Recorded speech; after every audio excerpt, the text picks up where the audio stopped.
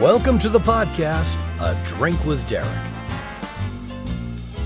Follow comedian Derek Richards on Facebook, Twitter, and Instagram, and don't forget to subscribe to his YouTube channel and watch all episodes of the podcast. Now grab a drink and join your host, Derek Richards. Ladies and gentlemen, Dave Landau.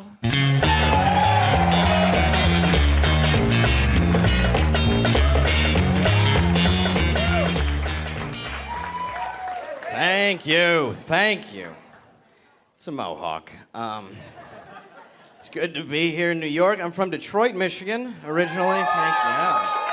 Yeah. Really? Tourism's down. The best thing about being from Detroit, we have our own anthem, which is Don't Stop Believin' by Journey. So anytime you're in a bar, restaurant, or Tigers game, you hear the line, just a city boy, everybody stops to go, born and raised in South Detroit. But the very next line to that song is he took the midnight train going anywhere. That means anywhere on earth other than Detroit. How's that for hometown pride? Hey, where's this train going? Who gives a shit? It's midnight in Detroit. 2 tickets that way, please. Leave the baby, he can't keep up. We'll make a new one when we get anywhere. Should we sell the house? I don't really need $11.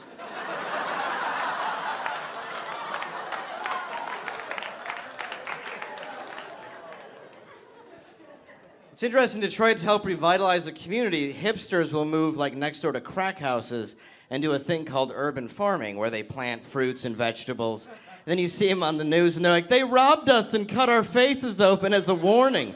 Yeah, that's because you're fucking with their business. You know what people want to buy way more than fruits and vegetables? Crack. Nobody's ever sucked dick for an orange. That's never happened.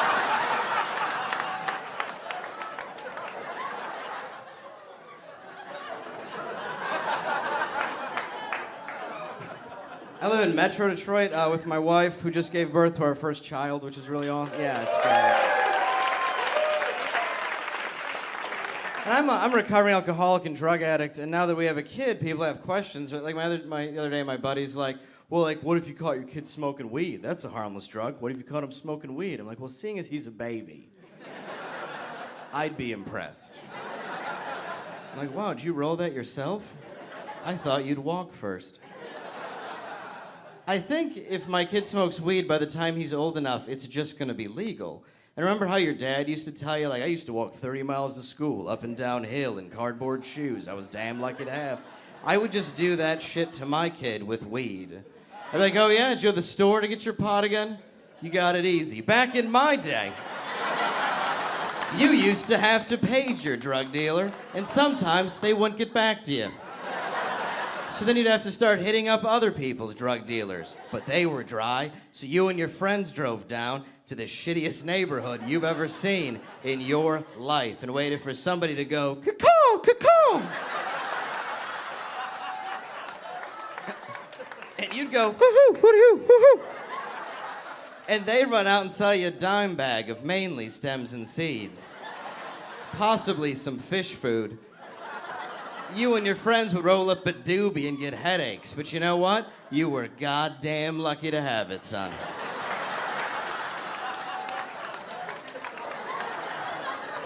That's what I always loved about dope streets was just like a cop was gonna go, you know, I thought there was a drug deal going on over there.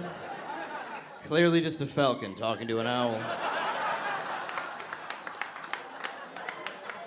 Falcons aren't indigenous to this area. Owl, very wise bird, probably helping him back to his natural habitat.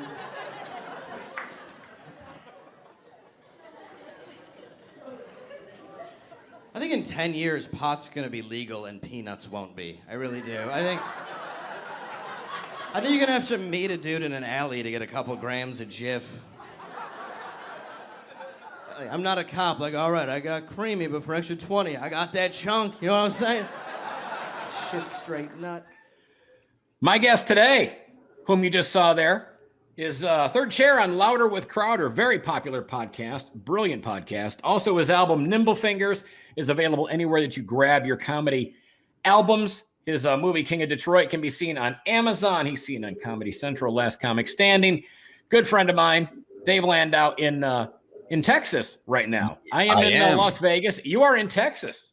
I am. I'm in Texas in my apartment. It's coming together a little bit. I got, There you go.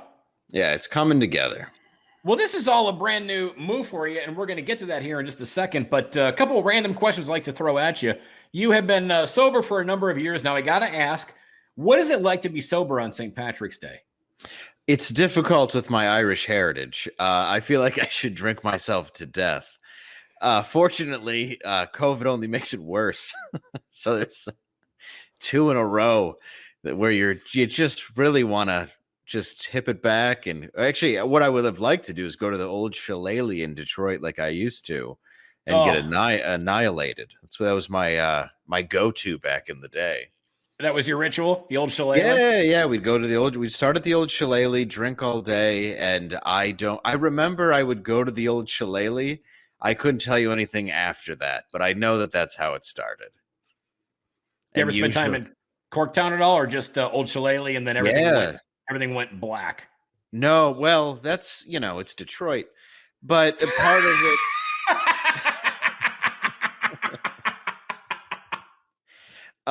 Part of it is, I would go to Corktown. My wife's aunt ran a bar down there, and then my buddy ran a bar. And so I would go to Corktown a bit actually back in the day. That's just places. What you need with an addiction problem is having friends that run bars. Oh yeah, there's nothing wrong with that. And friends that have that was in my 20s too. So they ran bars. You would do coke in the bathroom. St. Patty's Day. Who wouldn't? The good old days. Yeah, you gotta stay up. Why wouldn't you? Now, that was always fun. How many times have you been arrested? 13. 13. Yes. Wow, sir. That's impressive. What's the most memorable arrest? Oh, of all of them. Well, one, if anybody wants to check it out, there's a story on This Is Not Happening about when I was put into a mental hospital. That was a fun one. But honestly, the most memorable arrest for me right now is the day I got my license, because when I moved down here, the company bought me a car I picked out, which was a 2000 Buick Park Avenue. And I used to have a Buick Regal, a 98. And I found this really nice one that this old lady had. So it's mint condition, big. I love it. But it reminds me of the time that I got my license. And the very day that I got my license is when I slammed that car into a tree in a high-speed chase. That's so awesome. It was pretty good. I don't know if you've ever been hit with the airbag of a 98 Buick Regal. It hurts. It doesn't smell good. And I was telling another guy today, because he was talking about Chevy Cavaliers. I was like, yeah, I had one of those. I smashed into a wall, then I drove down the freeway backwards with the car on fire. And the reason why they caught me was because I left my bumper there that still had the license plate on it. So fortunately, they didn't show up till the next day. They couldn't prove I had been drinking, which, oh boy, had I been drinking. But that one wasn't an arrest, but it was still a memorable time because I passed out and hit the wall, and I was looking around to see if I hit anybody or another. I'm like, where's the other car? I'm going to go to prison. And I looked, and it wasn't another car. It was just me. So it wouldn't go into drive, but it would go into reverse. So I put it in reverse, and I drove backwards down the freeway in a burning car until I got home. That speaks volumes for the eyes and ears of the police department and the community by not even noticing a car driving backwards on fire. It's true. Well, fire makes you discombobulated. That's why people don't stop, drop, and roll. They run around like a chicken with their head cut off. But if the fire is not on you, it sobers you up because it's right in front of you. So it makes you be like, oh, this is. And that night, I had actually this had to be 12 years ago. I went down to Grosse Pointe the Cabbage Patch right on the border of Detroit, and I was doing shots, and I kept taking the shot glass and sliding it down the bar and breaking it in the guy's ice. And he's just like, Landon, I'm gonna fucking kick you out of here if you don't stop. I'm like, all right, sorry. Can I get another shot? And I drink, and then I slide it down the bar and break in his ice. Such an asshole. Yeah, but this was the guy that ended up paying a mentally handicapped man to murder his wife like a month later. Like, I was this close to being that guy's victim, and it turned out he had like a sex dungeon in the basement of the place and everything.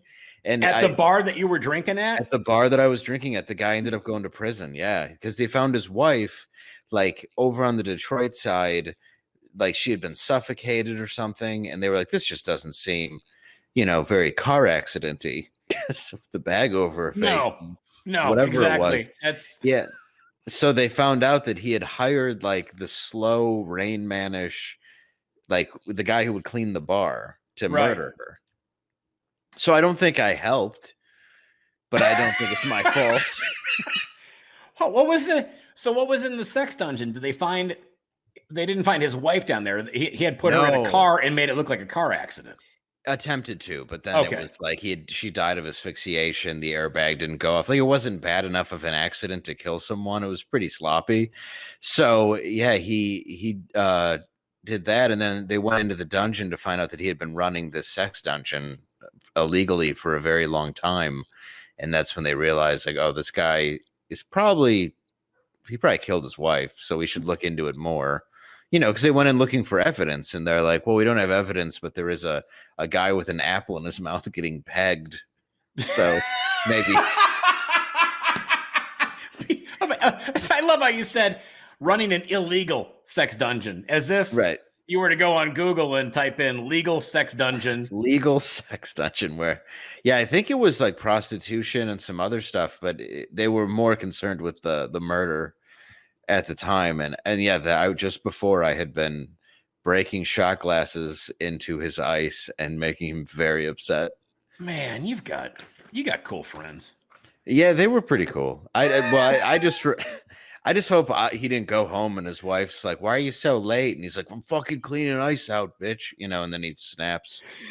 I'm gonna hire Smitty to kill you. Hire this slow guy who's mopping the shitter. It's so crazy. To take out your wife. Yeah, it's so crazy. That's like those, again, it's like you watch Forensic Files and you would watch that episode and go, I see the flaws from step one. Oh, yeah. Oh, I used to be such a bad drunk that I think back to that night and I'm like, so everyone left me there? I know, right? Like, nobody gave me a ride. And Sebastian, I was hanging out with my friend Sebastian the other day at my buddy's bar in Detroit because I went down to go have dinner and stuff. And he's the guy that I met at the Guns N' Roses concert. Yeah. You know him. Yes. Yeah. And I went and hung out at his bar, and we were just to have dinner and bring my son, and he's his godfather. And I saw Sebastian's got like a Chevelle, and I'm like, you let my son sit up front. And I'm like, yeah, sure would be nice if you drove me home in one of these at some point. I never. But I would get so lippy that I'd like lose friends by the end of the night. I can see that happening. Yeah, that's why I'm sober. So if anybody's mad about my drinking and driving accident, I was arrested 13 times, and then I eventually learned my lesson. I cannot believe that you are not in jail right now. I'm white. So clearly white privilege. It really breaks down, and yes, that's definitely part of it. But certainly part of it, but mainly in Detroit because you can't put a kid, and 12 of it was juvenile. So you can't put a kid into Wayne County like that unless especially at that time in the 90s, they would kill you. So unless you were brought in for murder. Unless you were brought in for murder, manslaughter. My friend Anthony, who went to prison for 3 counts of manslaughter, they brought him in. But other than that, I did not know a lot of people. And when you did go, you were heading to prison. Like my buddy Ogre Louie went to prison. My buddy Dan went to prison. Like they went to real prison, but Dan tried to break into a Mercedes, I think it was. And it ended up being one of those ones that lock you in, Whoops. Yeah. So then he thought he'd shoot his way out, and it's all bulletproof. Oh my God. I think he was 17 when that happened. It's I haven't got to seen be him like, in 20 years, but yeah, that was a long time ago. well, and you're probably not going to see him for another 15 or 20 unless you go and talk to him through a plexiglass window. Yeah, I don't know if he's out or not. I know his brother and his sister are doing well. I don't know how he is though. See, you watching Lockup now would be like Lucky Luciano walking through the mob museum here in Vegas. You're like, oh, funny. look, it's old home week. When we got to the Detroit section, I knew a couple people. It was kind of cool. Oh, at the When I mob went museum? there, yeah, in Vegas. Oh, yeah, it was pretty cool. I walked up and I was like, "Oh, it's my friend's uncle. This is my friend's dad." What if you stormed? I gotta ask this question. If you stormed the Capitol in January, Yes. what would your costume have been? Oh boy. In January, probably something warm. I'm gonna go panda bear costume. Why not? With a red, white, and blue flag. Yeah, that I can't even. That kind of proves, though, how most conservatives, or at least people who are viewed as to the right, feel. Because when I saw that, it's like, yeah, you shouldn't have done that. Like, I'm not championing that. I think getting Right. ratted out by your kids is bullshit. But it's not like I look at that and go, oh yeah, that's how that should have gone. It's like she got No. shot in the neck through a window. It's like, yeah, I think it's sad, but she didn't. That's what happens. People Nah. shouldn't behave. No one should behave like that across the board. No, and certainly not in the Capitol building No. amongst all that chaos. So no, I'm with you. But I still like the panda bear outfit with the red, white, and blue attached. What would to you it. be sporting? Me, I'd probably go as Peter Criss. Only because Gene and Paul would just be so predictable, and nobody Yeah. and people might actually think that the drummer from Kiss was attacking the Capitol. There is a chance that they would be like, no, it's really him. They're I've like, seen him. there's at least an 8% chance that people would have thought that I was actually Peter Criss because I think have nothing else going on. I think I got to change it to Ace Frehley now, is how I would have dressed up. Could you imagine? We'd have been just the worst part of Kiss. Just which is hard to do. I know, right? Well, my son loves Kiss because he's 6, so I will take him to see them live. But I hate Kiss, but I love Kiss too because it's like a bad movie that's good. Yeah, it's like Roadhouse. Yeah, like it's not good, but you're gonna enjoy it. You're just gonna keep watching it anyway, dude. You're in Texas now. You've been doing comedy for how long now? Oh God, When did you start? Oh, I guess 03.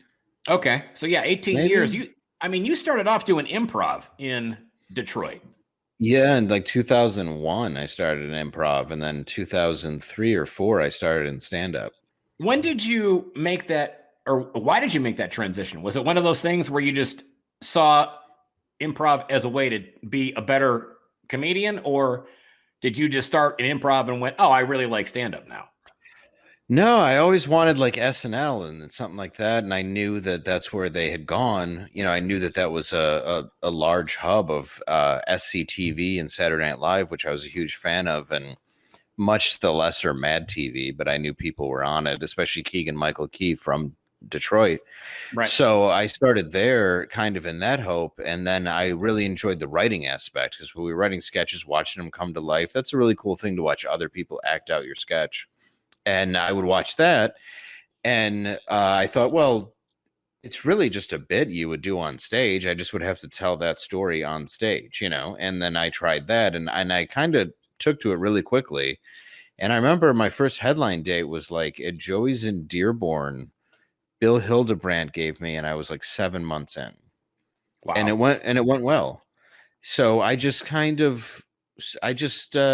liked it. It stuck to me, and I decided to do it, and I've regretted it ever since. And why wouldn't you? Yeah, because this is just no. I mean, as far as jobs go, this is the best. No, clearly. Now you've had a full life by the time you were in your mid-20s, and correct me if I'm wrong on this timeline, but you spent your youth working for a mob guy washing cars. He got arrested for throwing White Castles at a undercover cop posing as a hooker. Yes. Okay. These are all facts. And then, of course, institutionalized, like Yes. you mentioned earlier, with a guy who thought he was a werewolf. Yes, that's correct. Now, what's the craziest situation in your life? I mean, and you've obviously had a ton of these. There is a laundry list. What situation ended up being a positive thing that happened to you? I know, right? Well, I guess actually, I had a couple relapses, obviously. One real nasty one. And it was 2009, my DUI, when I actually hit rock bottom. And I decided that I needed to clean my life up because I got arrested. I ended up in jail with another guy who was crying. He was twice the size of me, and he was crying because he had beaten his wife. And I was getting a hangover, so I just kept yelling at him, like, well, maybe you shouldn't hit your wife. Shut the fuck up. Go to bed. Like, he's like, Dave, I'm sorry. He's like crying. I'm like, I'm going to murder you if you don't stop talking to me. So they came and got me. And again, I'm way smaller than him. I'm sure the guy could have killed me, but he was just so sad that he had beaten his girlfriend, and I guess she minded it. And so the audacity. I know, they're walking me to solitary to like just separate me, and it's this female police officer, and I'm like, I'm in trouble, aren't I? And she goes, well, you did threaten to kill him on tape several times. And I was like, yeah. And she goes, we don't mind. And they got it, like why I was so pissed, but she still had to take my belt, my shoelaces, which is not the first time that's happened to me. And I got put in a glass box to wait all night. And I was let out, and I took my mug shot, and I looked like a chubby Colombian. I looked like I was a coyote, and I seriously looked like El Chapo. And I had grown like a mustache because I hated my face, and it was ridiculous. And I saw that, and I realized, like, oh, I have a very serious drinking problem. And this was after years of abusing myself. I mean, right. Years of abusing myself to the level that I don't think people understand, because they'll think, like, you've heard it, like we've talked about it, like, oh, I'd like to party with Dave. And it's like, no, I was the kind of guy that when I was in high school, I would shake if I didn't drink. I would wake up on my driveway, just laying there.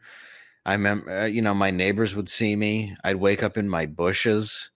I'd wake up, things that I don't even remember. I'd wake up, I'd have like blood on me. I'm like, I don't even know how that happened. Maybe somebody punched me. Maybe I just fell walking into the house. I'd crashed into my house one time, left the car on blaring, and went inside and threw a Kraft single that was on top of some Wonder Bread in the microwave. And I started jacking off in the kitchen. My mom was upstairs. And apparently I put the Kraft single on the bread in for about 45 minutes. So I passed out, cock in hand, with the microwave with like still 30 minutes to go on the cheese, and the car crashed into my home. I mean, I'm happy to eat a grilled cheese. Yeah, but not a ghetto grilled cheese. But I mean, not snapping one off with a Kraft single on some Wonder Bread. Yeah, I was so drunk. My mind was just like, well, I just gonna wait for this to cook and jack off in this here kitchen. Why wouldn't you? You got 45 minutes. Yeah, so I look back. You can microwave a Thanksgiving turkey in 45 minutes. Oh, you could do anything in 45 minutes. Including masturbate in your kitchen and put a nail in your mom's coffin. That tops pretty much most every story I've heard. Yeah, that was a weird day. I've had a lot of it though, where masturbating in your mom's kitchen. Yeah, with a Kraft single and Wonder Bread. That should be the name of your next album.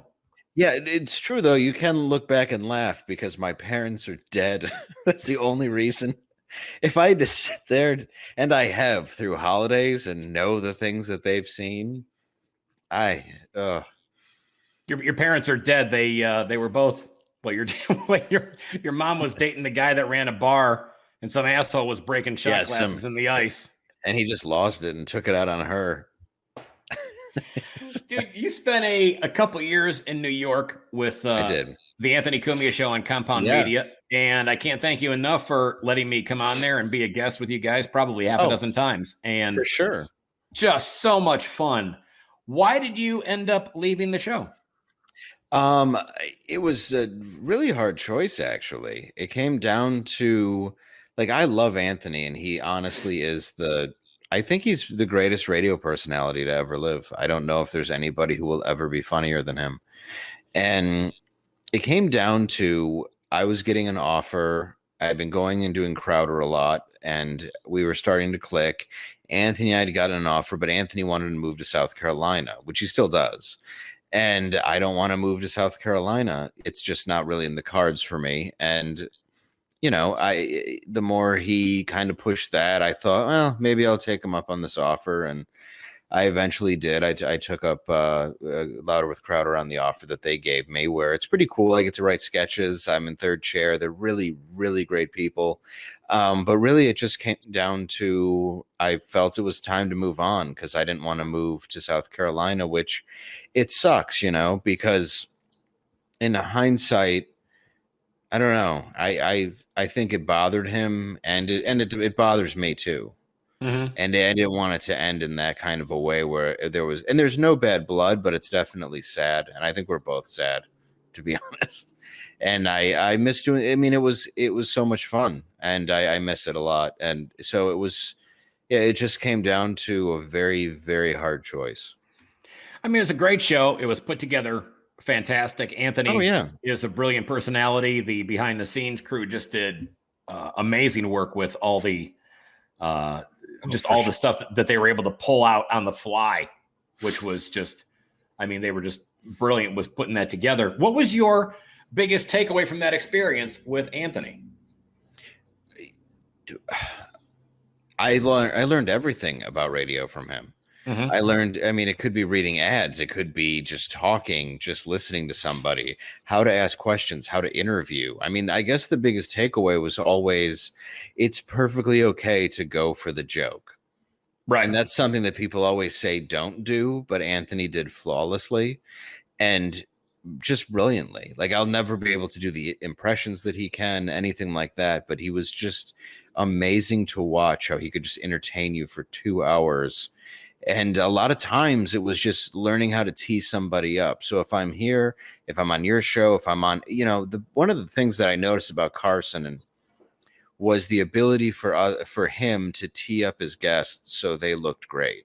And then you leave that show going, wow, I really enjoyed the show. You don't think I enjoyed this, or I just enjoyed the show. Anthony knew how to make you look good, and I knew how to make Anthony look good. And that was something that I learned, is the best thing is to not try to, because so many comics talk over each other and it gets ridiculous, and the podcast is hard to listen to. And I think I learned that just letting it breathe and letting people have a conversation and teeing them up to look good only benefits everybody else there.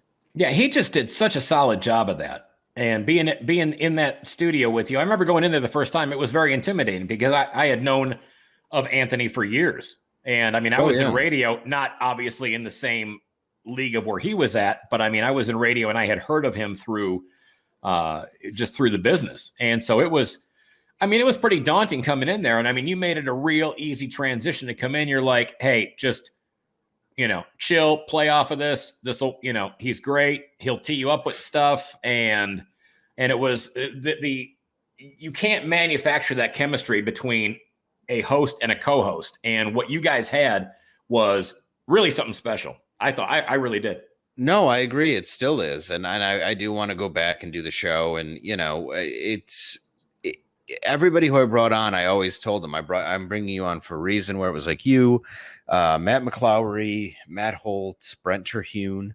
You know, Bob Phillips was the one that recommended me to be on the show. Mm-hmm. So without him, I never even would have met Anthony. And, you know, he's the one that lined me up, because he's like, I think you two are going to hit it off really well. So recommended me. Allie booked me, who was their booker forever. And the rest was just a blast, and it's trial by fire when you get into radio because the fans are rabid. Some of them just hate you and hate watch you, and you learn to build a thick skin and kind of, I don't know, you learn to walk through the fire, as Bukowski once said. It really is trial by fire. What's the thing with trolls? The first time you ended up noticing them, I think, was probably when you were on that show. No, it was that incident I had with a guy who I'm not going to name because he likes it too much on a different show that was Right. Right around then, when I got into a fight where I defended myself and it was what it was. And then that's when I noticed him before. I mean, you get random people that would call you something, homophobic or racial or whatever it was and try to get a rise out of you. But then when it became like death threats and, really taking it to different levels that I'd never seen and making whole pages on you. And then I noticed like, oh, there's entire podcast videos on me and stuff, that it became very weird. And now, I have a close friend or a former close friend who's using troll tactics on me, which is a bizarre thing, but you have to all recognize it as the same thing. And I also wonder how long that guy's been trolling me on different sites anyway, under different names. It's a very bizarre thing because like Mike Malice is a troll, but he's great at it. A lot of people are not great at it. They're just cruel. And that's not really entertaining to me. There's a couple people, and don't get me wrong, I read a hate mail on a fair one a couple weeks ago because it was so funny. So I just read it, and it was a blast. To you? Yeah, I get hate mail. I get mostly good, but every now and then I get a random, fake email address and just telling me Well, now is this a hater or is this somebody who happens to be, because for some odd reason, I mean, you've been on now a couple of conservative shows. I mean, Crowder leans to the right, as does Anthony Cumia. Now, are these hate mail messages that are coming in, are these from people that are on the far left, or are these just people that are just haters that are just being dicks for the sake of being dicks? No, a lot of times. Can you judge that? Oh yeah, I know which one are Opie and Anthony fans. I mean, they're just pests. Some of them might even like you. Those ones you can identify because they're a little more advanced. They've been doing it a long time, and some of them are really crazy, and then some, though, will make you laugh. No, some are from the left now, but as I've said on Crowder and every other show, it's like, I guess I'm libertarian, but realistically, for anybody that thinks I'm red-pilled and anything else, I'm not. I'm simply a moderate. I have my issues with government entirely for a lot of personal reasons, including my dad dying of Agent Orange, the government doing absolutely nothing. It's why I don't like what's going on right now. I don't like the new president. And it doesn't mean I was crazy about the old one either, but nobody can wrap their head around that. It's like you have to be this extreme left or extreme right. And the extreme left sucks. I'll just say it. I don't know how you can be in comedy and think that's a good thing. It doesn't make any sense to me at all. And I think the extreme right is ridiculous too. It's like there's such a gray area where people exist, but if you're in that gray area, people look at you as right. And look, I know I'm on a polarizing show and I was on one before, but you're allowed to be who you are on whatever platform you're on. Well, and these people were literally, I mean, I've seen some of the stuff that you've shared with me privately, and where people are calling you racist. That was I'm like, what the seriously? I mean, this is, and again, I've listened to a couple episodes of Crowder as, when you hopped on board, and I'm like, oh, let me get myself familiar with this. I like the energy of the show. I like Crowder. I've always been a fan of, I'm not saying this because you're sitting here. I mean, I've always been a fan of yours. I mean, but I like how the energy of that show goes and how your contribution adds to it. But to me, I listen to that show and I'm not listening to it thinking that I'm listening to a right-wing show by any means. This is literally the one episode that I had listened to recently, which was a couple of, was about a week and a half ago, talking about the hate crimes against Asian Americans. Yes. And it was just a lot of fact-based stuff that was said in a very humorous way. Of course. And that's what the episodes are that I'm seeing. So I'm not seeing a narrative being shoved down anybody's throat. It's basically saying, look, here's what you've been hearing. Here's the facts. And I think it's important to put the facts out there. And I think it's important to dive into the things that you've heard and what's true and what's not, because every bit of media has this side that's pushing an agenda on you. We all know it. We can watch it. We watched it on CNN today. We're watching Biden answer these softball questions that were easy as hell. And then you go on CNN and they're talking about how great it was. It wasn't great. It's politics as usual. The way that it ended up, look, hate Trump all you want for the way he behaved, but the way that the press treated him and the way that they were to him, if they were doing that to Biden, he would have had a brain aneurysm from being confused.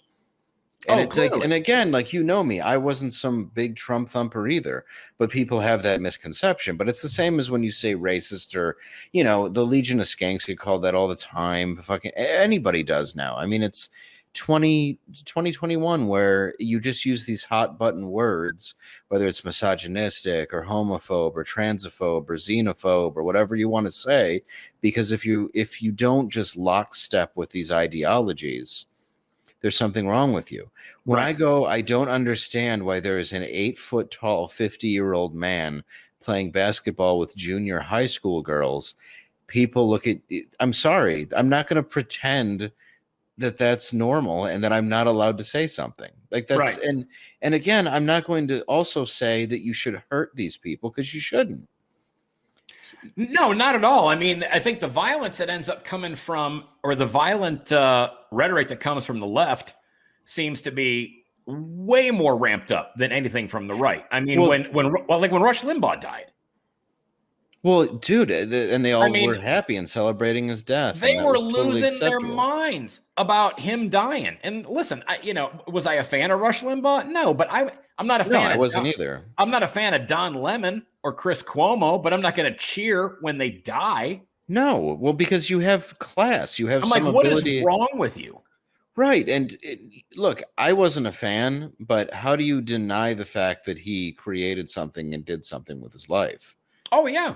You can't just pretend that he was this useless person who had no opinion and no ability to share it. I mean, it's absurd to see how they behaved. And what bothered me about what happened recently, where I got called that, was we were doing a bit on the show where black farmers came up, and Steven had kind of done a bit of a racist voice, because it was like 1.8% are black, and I made a joke about planting Hennessy and some other hack. Like, it wasn't a highlight of my life, but it was 2 lines that got picked by a thing called Media Matters, which is a company that has been devoted to crushing anything that's not left of center or extreme left.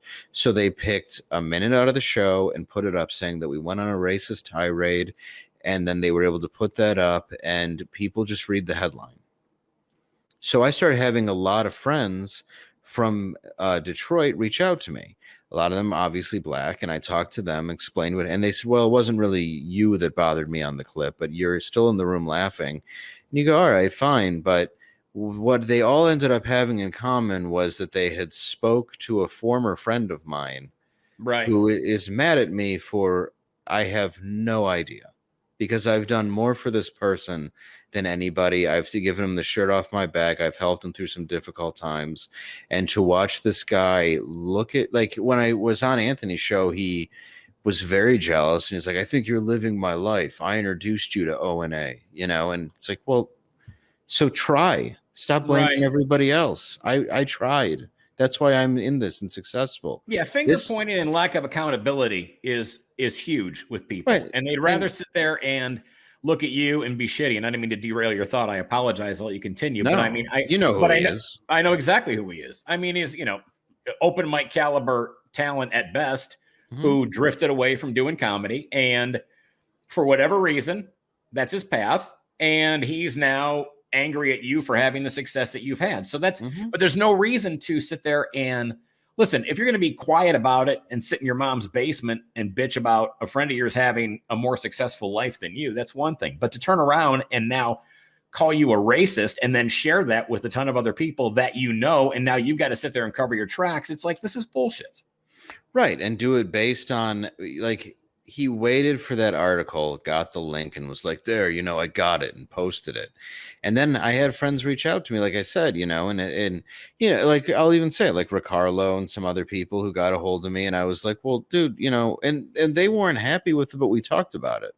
Right. And we discussed it, and I said, look, you get caught up in a moment, and sometimes you make jokes that you don't necessarily stand by, but I'm not going to apologize for it. Right. I just have to go, okay, well, this obviously wasn't, and it wasn't a highlight. It was a thing that came out, and I explained to Ricardo what it was. It was about Biden, and Biden had given a speech about how he was going to grant money to minorities to have farms. And instead of taking a shot at the former vice president, that's what we like to call him, the former vice president, instead of taking a shot at him, we took a shot at the minority farmers, which, look, not the direction I should have gone in hindsight. Right. But also, again, it's a minute-long clip of a 2-hour show. And if you do radio every day, you're going to say something that offends somebody in 2021. So I misdirected where my thing should have gone. And I was like, Sure. yeah, it wasn't the best moment of my, but it Right. wasn't, it also wasn't a cancelable, he wanted it to be this cancel moment, but it's like, no, I didn't say. This is about the host of the show against a media company that's been trying to take him down for years. But look, he did the same thing when I joined Anthony's show. He got all upset because he's like, that's where the Proud Boys started and this and that. And it's like, you mean long before I was there that I have nothing to do with whatsoever? Are you kidding me? Yeah. So, and then again, if he let's just say he ever needed something, would he accept dollars that were in my pocket that may have been given to me by that very source? You could say that he did. Right. But that's fine. But then it just bothers me because I've never done anything but good by that dude, and he's the one that stirred all that shit up. So I'm talking to every black dude I know from Detroit going, you know me. And then I found out the one common thread they had in common was they talked to him. It's like, why? He's got no career. He's low class. It's Bush League, and he's just going to keep acting that way. I mean, it's just he's just trying to find something to grasp onto that takes him away from his own existence, and it's sad more than anything. I mean, I just feel at the end of the day, all you can really do is feel sadness for somebody like that, for them living in whatever kind of a portal that they're in. It just it just sucks. And now, and we see censorship everywhere. And I mean, how much more of this censorship was thrown in your face from your experience on Anthony and now on Crowder? Well, our experience on Anthony, we started putting up a lot of stuff online, just because, to even avoid accusations because what we're doing was funny. Right. All it comes down is what we were doing was radio and saying stuff that was sometimes offensive, sometimes not. I mean, it is what it is, but yeah, there was a huge amount of censorship thrown in my face, not to mention having to do stand-up comedy up until the pandemic, then doing stand-up during the pandemic, which is my job, and doing the responsible thing, taking flights, getting tested, knowing that the number of tests that I've taken is just insane.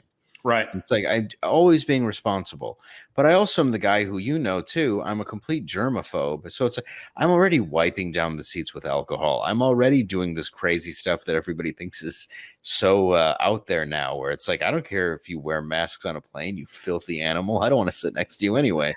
So I'm fine with taking precautions and being cleanly. I've always been cleanly, but my son had it early on. I got it. I had the antibodies. I took the proper tests. I took the proper precautions. Right. And that's it. That's all it comes down to. And then I kept living my life. And then I have to watch all these people. Like, personally, I've had a lot of loss in my life. I have lost a lot of people. We all have.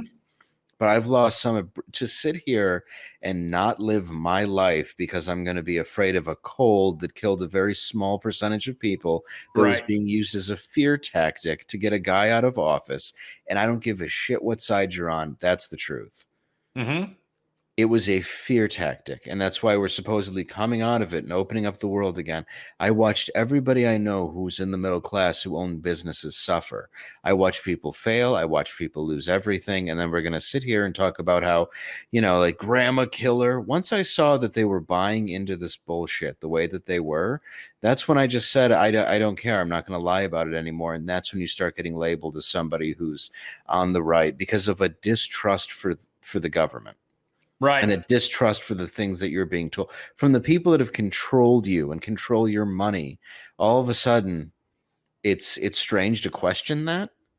When did that become even right-wing ideology? I always thought that was liberalism. No, I agree. I mean, like I said, I would consider myself more libertarian than anything else. I mean, I'm more fiscally conservative and morally liberal. I mean, I don't care if you want an abortion. I just don't want to pay for it. Right. And I would actually consider myself, I mean, I've been very fiscally liberal in my life, but I keep getting, I've been stabbed in the back a lot and I'm kind of tired of it because, like if I get something, I open doors for people. I try to get them on shows. I try to get them on TV. I try to do the things that I can. I've never been a selfish prick. And to have somebody go at you or to have other people go at you, they're completely denying my entire character because they believe some ideology more than their own friendship with me. It makes no sense. And that's when it's not that I don't respect them. It's just, I look at them and go, how can you think like this? Especially ones that are as smart as the guy we're talking. It's like, you're smarter than this. Right. But I think some people want to be manipulated because they want to be lazy and they want to live off of a handout, which is fine. Look, if you want to do nothing, do nothing. But don't get mad. Don't sit there and yell at somebody else who's actually doing something and being successful. And, you're not throwing it in anybody's face. And you've been always more than gracious and more than kind and considerate about opening doors and bringing me on board doing Anthony Cumia show with you, and then opening doors at Fox, going on the Tom Shalhoub show as well. You've done so much for a ton of people, and for somebody to sit there and question your integrity based on a show that you're on is completely ludicrous. Now you're on Crowder right now, Louder with Crowder. Yes. That how is this show different for you from Anthony Cumia's show? It's more, a lot of the stuff I do is written, a lot of it's sketch driven. You get up early, you work on the show, you work on sketches, it's a little bit more organized, in the sense of, I mean, he really puts it together in a way that he has this whole, complex and this whole thing that he puts together, but he's also very real, where with Anthony is and I say this with love, a degenerate scumbag, the same way that you and I might be.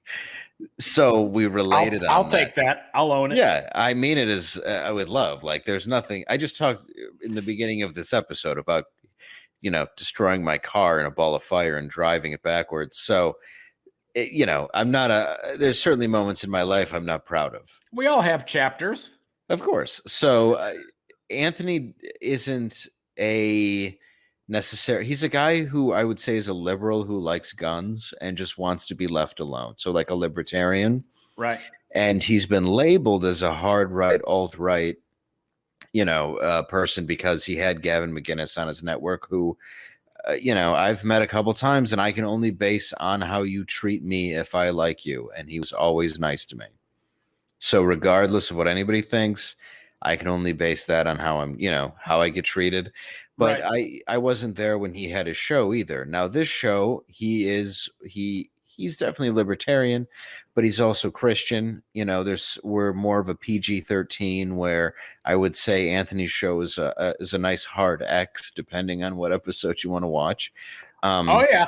So it kind of enables me to dance around what I'm saying a little bit, which I do enjoy. There's nothing more I enjoy than pulling off a filthy joke that's actually somehow PG. It's so much fun. Well, that's your act. I mean, which cracks me up. You can take something that is so dark and twisted, and people don't really even know how dark and twisted that can actually be because of the way you worded it. Thank you. No, that's what I enjoy doing. I enjoy wordplay. And I enjoy putting something so dark and horrific into a simple, fun, turn, where people just, they don't even realize, they're like, we're dying laughing at a beheaded kid in a river joke. There was, I'll tell you what, several funny stories. One of the funniest that I remember was you and I working together in Vegas at the MGM at Brad Garrett's club, and it was during rodeo week.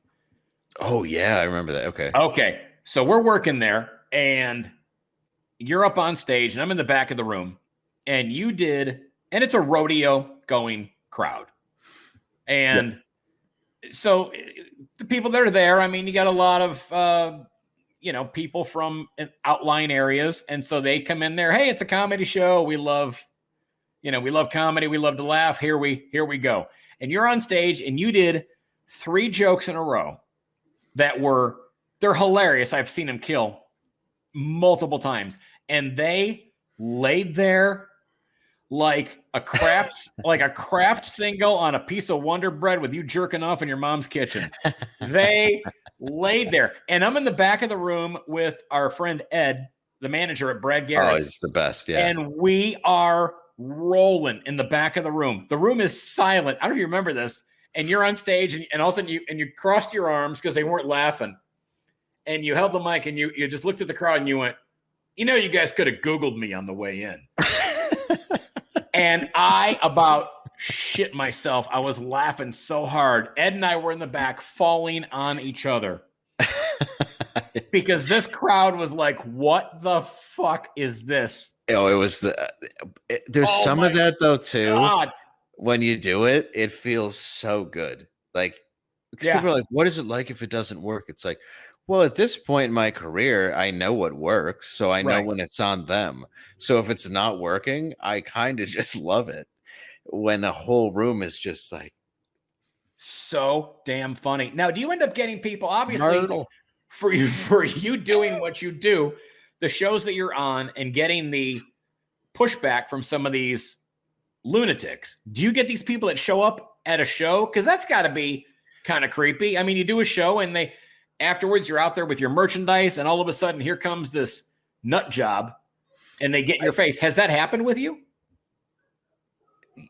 I've had it a couple times where somebody has shown up to attack me. Right. Or at least, kind of write something negative about me. And a couple, one article went out at like University of Michigan, but I wasn't at all surprised because I saw the girl in the front row, and I was like, oh, she's here to write an article about how, I'm a piece of shit because it's for comedy. And she wrote an article that I could have written for her based on, she just needed somebody to pin the article on, the ideology was already there. But I've had people come up to me where even a couple weeks ago, a girl had came to see me because she was not a fan of Louder with Crowder, and came up to me and said how much she enjoyed the show. She's like, I don't know, you just walked the line and I laughed and whatever, and that was it. And I've had people threaten to come. I've had people threaten to picket, and and then threaten to, I've had people call the club and stuff. It's a little bizarre, but usually when people see my act, the furthest thing I'm from is any of that, where you would assume that I'm like, yeah, I make fun of Biden. I make fun of a lot of things that go on. There's a part in my act where I go, you wanted rich white men out of power, so you elected Joe Biden, a guy who pulled up as your Uber driver. You wouldn't get in. Like, come on, man. No, I'll take the next one. I'll pay the $5 cancellation fee. Right, yeah, right. And I don't care who you are and what side you're on. Tell me that's not true, and that makes sense to you. You're right. You tell me why there's an old, rich white man with dementia sitting in the office right now, and we're just sitting here going, we're just playing this game that we've been manipulated by our whole lives, and I don't like it. I don't like it, and I will. I've talked about that with Obamacare and a lot of stuff. The thing that I agreed and I voted for Obama for was because of a lot of the things trying to do something with healthcare, because I believed in him wanting to change it because of stuff that had happened to my family. And I watched the Pre-Existing Condition Act kill my family, kill my dad, which eventually killed my mom. So I believed in what he did. But what happened? The same guy who we were just talking about with the ideology of calling me, whatever names he wants to call me, was so pissed off that he had to pay a tax that if he didn't have health insurance. And it's like, okay, but now you champion that guy? Right. It's like I didn't like what he did with healthcare either. I wanted it to change, and I believed Obama would do it. He didn't. Trump didn't do it. Nobody did it. So Right. I'm still watching somebody to try to come up with the ends. And that doesn't mean socialized medicine. It doesn't mean that you should get a tumor and then go get insurance. But it certainly does mean if you've been paying into something for 20 years, if that company turns around and says, well, we think you were born with it, or we think you had it 25 years ago, we're not going to cover it. Fuck those companies. They should be penalized, and you should be given what you've been paying for all those years. If it's pre-existing that long, especially even a few years, if you didn't know, fuck you. That's the responsibility of them taking your money. Do something about it and change it. And then I say that, and I have to have somebody come at me about how I'm right-wing and radical, and fuck you. I am anti being controlled and being shit on and having our money taken to only be used against us. It's the same thing with the bailout.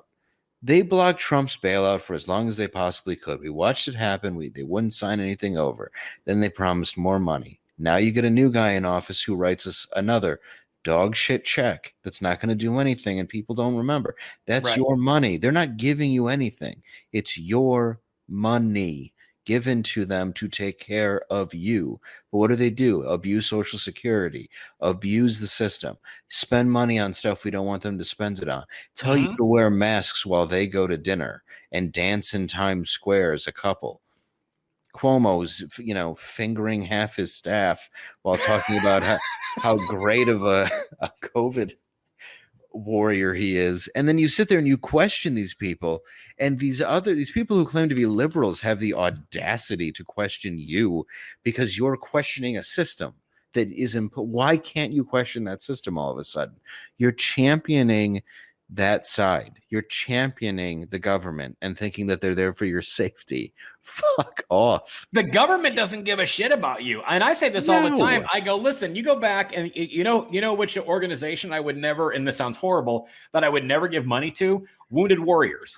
You know why? I believe in the fact that they're helping people, that they're helping veterans. But why? Why are we having to give money to an organization to help soldiers, sailors, Air Force people, Marines? Why are we as people, a society, citizens, having to give money to this organization to help these people out? The government has fucked them. Mm-hmm. And they continue to fuck them. And these organizations continue to, well, we do this. There's like the Folded Flag Foundation, the Wounded Warriors, and all this other stuff. Of them. And tons of them. And listen, I mean, these people, why are they not being taken care of? Why is it, hey, we're sorry that horrible stuff happened to you in Iraq. Here, you're taken care of. And it doesn't happen. And nobody questions this stuff. They're like, well, you should give money to this. And I'm like, no, the government should take care of these people. Absolutely, they should. And you look at, and anybody who would question what you said just now, they should probably realize that you've been to Iraq to perform for the troops. You've done fundraisers to make money for people that are wounded warriors. So have I. I've donated to those things only because I don't know, I feel a certain element to give back. The issue I have with all of it is it comes down to the VA and the money from the government that's given to take care of these people, to take care of our soldiers. Right. And they don't. They look for any reason not to. And with non-vets, they were just waiting for them to shake out and die. It's like, sure, we sent you into, fields just sprayed with our own Agent Orange and this, let you die. But now that's causing all these side effects, we can't really pay for it. So it's fine though. It's the same as everybody who's pissed off at Trump for having, you might not like fracking, but as long as stuff runs on oil and gas and we're using our own resources, okay. Mm-hmm. But now look at what happened. You're paying $4 a gallon now because they want to help the poor. Mm-hmm. Or they want to help the environment. Do you believe that for a minute? Why can't I question that? Right. And then and this is the kind of shit I get attacked about, where I have to hear somebody go, that fucking dipshit we're talking about go, oh, yeah, red pilled and does this. Oh, I'm sorry. I'm sorry that I had certain things that happened to my family that made me open my eyes because I distrust something. And anybody that wants power over you, I don't give a shit who you are. If you have the narcissism to run for president and think you should be leader of the free world, I don't trust you. No, I don't want to hang out with I'm you. the same way. I'm the same way.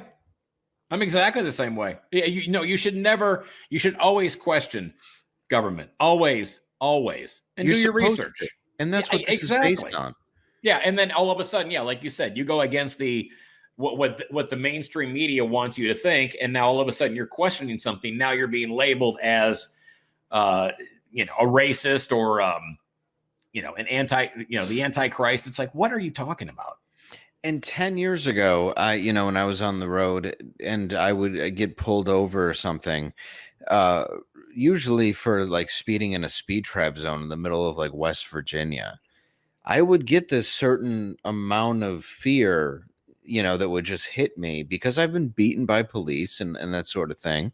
Right. And I get this reaction that sends shivers up my spine because I was thrown down staircases and beaten with billy clubs and shit.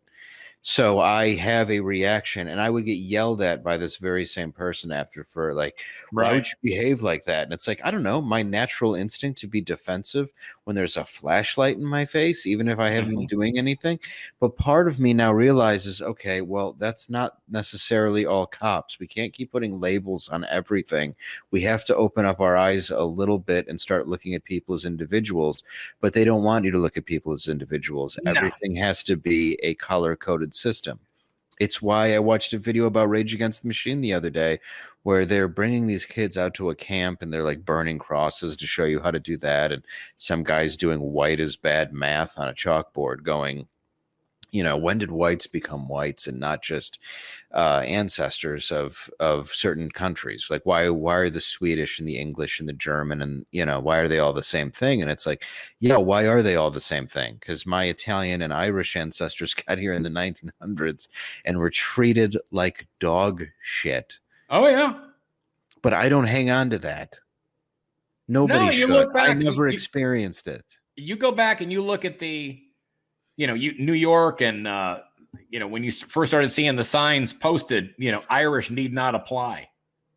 On top of, they were number one. Number two was Italians. Number three was blacks. Like there was a point in this country where they were looked at as superior to a lot of white classes. Right. Now, that doesn't excuse what happened to them. That doesn't mean that they're not owed land that's promised whatever. That doesn't mean that, we should just completely ignore the fact that there's a lot of ghettos filled with certain people. But you also have to realize who's in charge of those places and who wants you to stay there. What are you questioning? Like there's just a lot of things that go on that need to have a deeper look. And again, that's not everybody. But yes, there is obviously a system in place that keeps marginalized people poor. But the current system is trying to make everybody poor except for the elite class. And if divide and conquer isn't real, why are we cut in half right now? Because it's the most functioning, like the way that they've been able to use social media and media to divide this country in half is fucking amazing. Oh yeah, I mean it's everybody. What was so funny was the Biden thing where he's like, I can't believe that everyone's not all happy and on the same page. I'm like, just because you got into office and said we should all be happy and be on the same page you're not Harry Potter. You're not waving your little magic wand and everything's gonna go away. People, you still got a lot of pissed off people. And you just saying we should all come together as a country isn't going to make everybody go, okay, I'm good. Yeah, roughly 50%, where we can also look at it and go, well, your win was a win, but was it? And if you say that, people are like, you're insane. It's like, no, it dead people voted like they do in every election. Right. I mean, obviously it was a very close call. And then if you start questioning that, they're like, what are you, Alex Jones all of a sudden or whatever? And it's like, no, I'm just asking questions. Why did they cover up the windows when people were looking in Detroit? Why did they do certain things? Why can't you ask these questions? But now there's people who claim to be liberal that are completely on the side of the government because they think that somehow Joe Biden and Kamala Harris, who's locked more people up than crack, are somehow not racist. It's so stupid. It's crazy. So I don't know. That's just my It is. opinion. No, we got awfully fucking. I think it's the most serious you and I have ever been, ever. I think so, ever in life. In Yeah. any amount of time that we spent together. We spent a lot of time together, and this is the most serious conversation it's like that we've had. But again, it's a real conversation. There's nothing wrong with having open thoughts and open dialogue about everything that's going on, because everything is such a dumpster fire right now. it absolutely is. And that's the scary part, is people don't want to acknowledge it, and they're turning on their own friends and their own families, and that's what they want. Yeah. That's what a power over you wants. Mhm. When I saw the line of this last election, and you look at it and go, well, this is terrifying that it's divided in half. That's a terrifying thing to see. And that means 1 in every 2 people disagree with you. Yeah, it's nuts. I mean, it's gotten to the point now where I don't even watch the news. Well, And that sounds horrible. But I mean, you can't, you just get it's so toxic. And even when I go on Yahoo just to get my email and I see like the feed that comes up, I'm like, please make this go away. And they say ignorance is bliss. It's the truth. I love when people say, hey, did you watch the news? Did you see what's on today? And obviously I know you have to for your show, but for me to sit there and watch the news, doesn't matter what I watch. I just get pissed off because everybody, exactly. It's just, I'm like, this is stupid. I'm like, why am I mad? I was happy when I sat down, and I could have been happy if I just watched the hockey game and didn't turn this other horseshit on TV. Yeah, it's like when you see a slow guy bagging groceries, you're not like, he's not miserable. No, he's happy as hell. He's just happy. He's just, yeah, exactly. He's in the back. They give him ice cream, and he gets a wage, and he goes home, and he plays with the cat. I mean, he's happy. There's this point where I think you shed people from your life because you just get like, every day you just get hit a little bit more and your back gets a little bit more hunched. And there just becomes a point where you go, oh, I finally understand that hell is other people.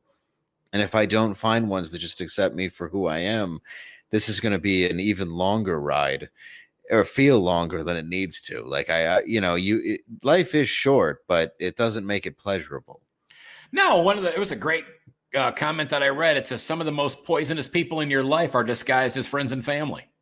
And that's the sad part, is people that want to keep you sick almost. And no, it's true.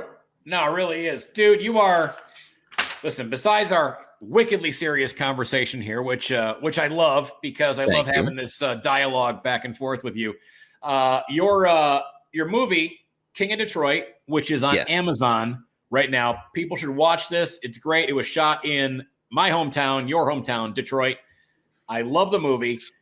You've got some other ideas about things that you're looking to put together. I'm going to ask you this as we kind of get set to close out here. If you were to write me into a script, what would my character be? Well, I have definitely written you into a script, or at least the idea of you into a script, which No shit. Yeah, I'm working on a Christmas movie that I can definitely see you as. But I actually have you as a mall security guard that's quite hilariously cruel. I love it. Yeah, which is just how I feel that you could. But there's a couple movies that I have like the idea for you. I think I was telling you about the one. But yeah, that one specifically, because I really do want to make this next movie, this one I'm working on, but it also is going to be semi-kid friendly because The King is just not. And I kind of want a movie that a family can enjoy. Right. So it's like you're a dickhead, but you're still likable, and not everybody can play that. And I mean this as a compliment. It's like your act. I love it. You know what I mean? I have no problem being labeled the lovable dickhead. Yeah, like that's how I look at it. Where you say things or you might come off a certain way. Well, you come off likable, but you're very matter of fact. You are who you are. You're unapologetic for that. But at the same time, you're still willing to take punches at yourself. So that's not an easy thing to do. I think people lose that in comedy because if you don't have that vulnerability to where you can get punched, it really doesn't work.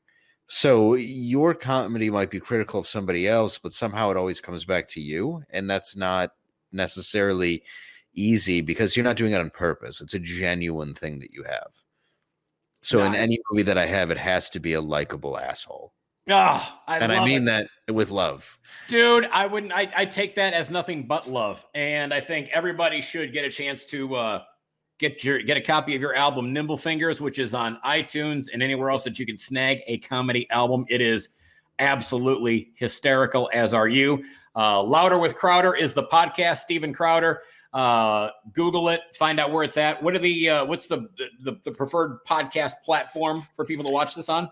Well, they can watch it every morning on YouTube or go to Crowder Bits. It airs at 10 a.m. Eastern on YouTube or Crowder Bits later or The Blaze. We're on The Blaze where you can watch the whole episodes, and we do an overtime that's exclusively for Mug Club members, which is like an extra half hour of the show where we just kind of take people's questions and chat and that sort of thing. It's a really well-run machine. They're really good people. I highly recommend checking it out. It's just a blast. So check out The Blaze or check out YouTube every morning, 10 a.m. We have millions of people that's I think so cool. Yeah, including the Blaze and the different platforms. I think it's like 5.2 million. So it's really cool to see a fan base like this. Well, dude, it's great to see you, somebody who is not only hilarious but works their ass off. You've got a tremendous work ethic, and you are one of the few people that I keep in my close knit circle of somebody that I call a great friend. And likewise. And again, seriously, I can't thank you enough for everything you've done for me. And I think people should see you whenever they get the chance. DaveLandau.com is his website. Follow him on social media and listen on Louder with Crowder. Dude, good to see you, my friend. Good to see you. Thanks for listening to A Drink with Derek. Find out when Derek is appearing near you by checking out DerekRichards.com. See you next time for A Drink with Derek.